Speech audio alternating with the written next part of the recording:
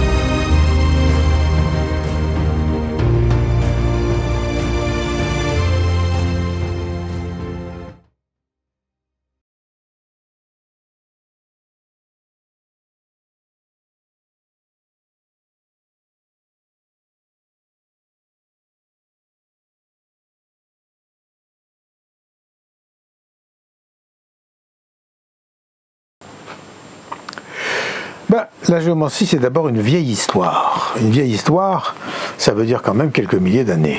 Une vieille histoire qui a fait que, disons, au Moyen-Âge, elle était déjà connue, mais elle est surtout utilisée encore de nos jours en Afrique. Ça porte différents noms, le sikidi, les kori, le fa. Mais l'utilisation que j'ai pu en faire ces années, c'est quand même lié d'abord à une rencontre. Alors bien entendu, on va parler de différentes choses, mais une rencontre avec un système divinatoire, c'est, on pourrait dire, l'apparent hasard, mais quand on s'aperçoit qu'il y a des choses qui fonctionnent ou qui marchent, eh bien, ça éveille la curiosité. Et c'est une curiosité qui m'a mené à visiter véritablement la géomancie. Alors, traditionnellement, c'est un système divinatoire. Géomancie, ça veut dire divination par la terre. Alors la terre, elle a un grand rôle parce que c'est sur le sol que ça se fait.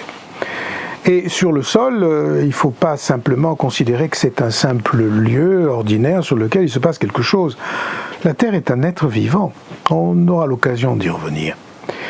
Et cet être vivant-là, il nous contient, tout autant qu'on le contient, on en est issu et nous y retournerons. Il y a donc là quelque chose de sacré. C'est sur le sable, c'est sur la terre, c'est dans un espace particulier qu'il va y avoir quelque chose qui se produit et qui sont des signes. Et ces signes sont interprétés. Ça, c'est, je dirais, pour l'introduction. En réalité, lorsque vous arrangez des meubles chez vous, lorsque vous choisissez une couleur, lorsque vous choisissez vos vêtements, il y a une correspondance entre ce choix et votre état intérieur. Eh bien, un système divinatoire comme la géomancie, c'est exactement basé là-dessus. Donc la géomancie, c'est un système divinatoire qui permet en fait de savoir ce qui se passe. Ce qui va se passer, ce qui s'est passé, peut-être. Mais en tout cas, ce qui est là et maintenant, ici, tout de suite. Alors, comment ça se passe ? De manière fort simple, je dirais qu'en Occident, en Occident, on prend une feuille de papier et puis on fait des petites barres. Donc là, vous le voyez.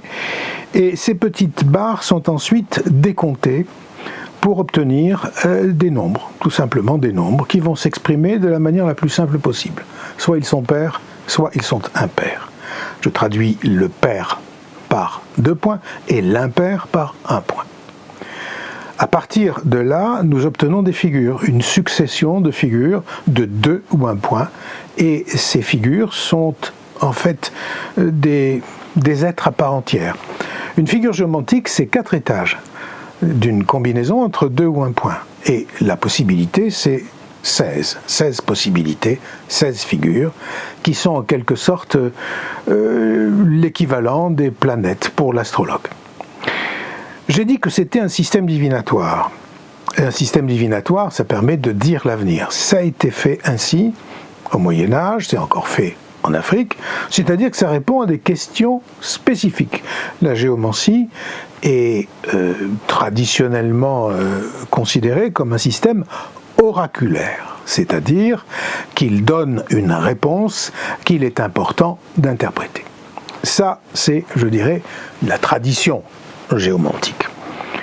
Ce qu'on peut en faire est un petit peu différent. Ce que j'ai pu en faire était un petit peu différent parce que tout simplement, je n'avais pas, en tant qu'occidental ordinaire, de filiation particulière, tout autant que je ne crois pas avoir de capacité médiumnique particulière non plus. Donc, j'ai été face à un système qui me disait quelque chose, j'étais face à des figures géomantiques qui ont des significations et qui me permettaient de dire des choses qui étaient, je dirais, en rapport avec une situation présente.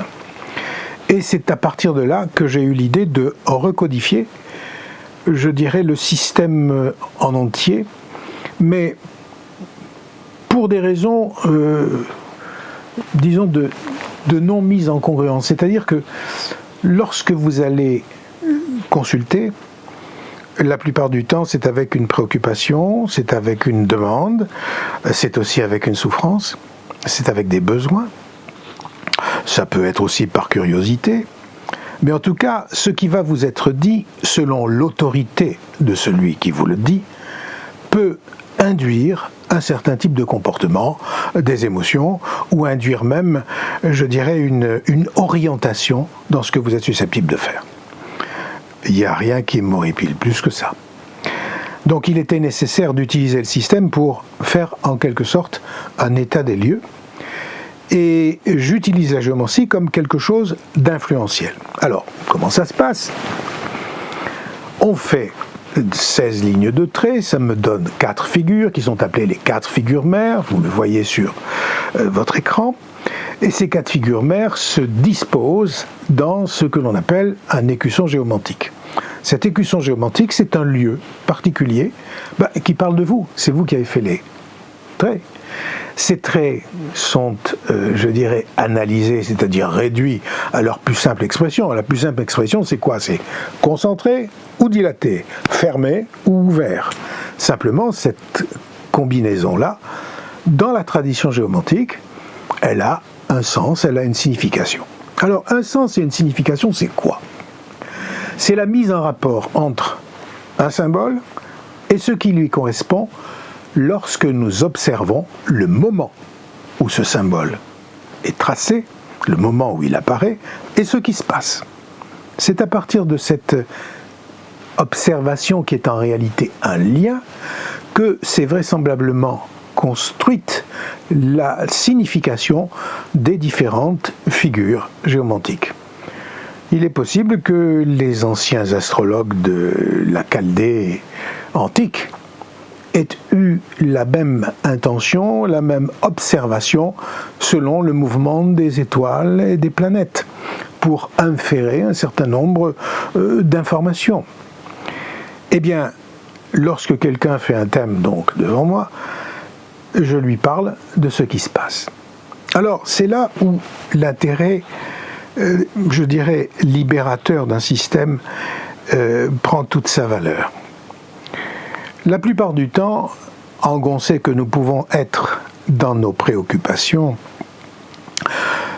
voir une solution ou envisager une solution n'est pas toujours possible parce qu'il y a une sorte de superposition de solutions, de problèmes, de doutes, d'émotions.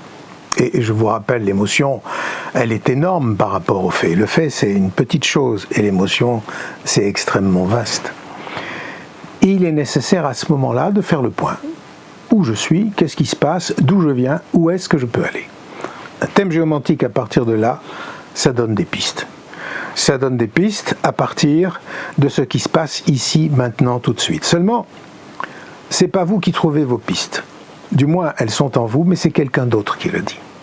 Comme en quelque sorte un miroir qui vous renverrait une photographie de vous, mais en plus avec une sorte de météo.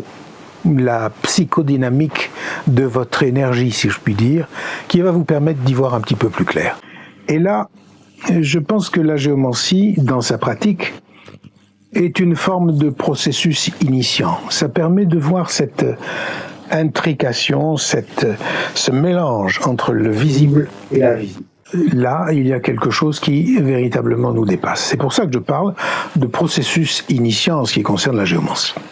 Alors on peut apprendre la géomancie et chacun, en l'apprenant, comme quand on manie le tarot, quand on fait de l'astrologie, quand on utilise peut-être d'autres techniques divinatoires, que sais-je, eh bien, il va y avoir un petit plus, en quelque sorte, dans notre façon de voir les choses, de rentrer en lien avec les personnes, de comprendre ce qui se passe et de savoir un petit peu mieux lire cet entre-deux qui se passe et qui permet justement, dans une consultation, d'y voir un peu plus clair. Mais en aucun cas, le procédé ou le processus de la géomancie n'est, je dirais, une injonction absolue. Les astrologues disent les astres inclinent mais ne déterminent pas, c'est-à-dire qu'ils ne forcent pas.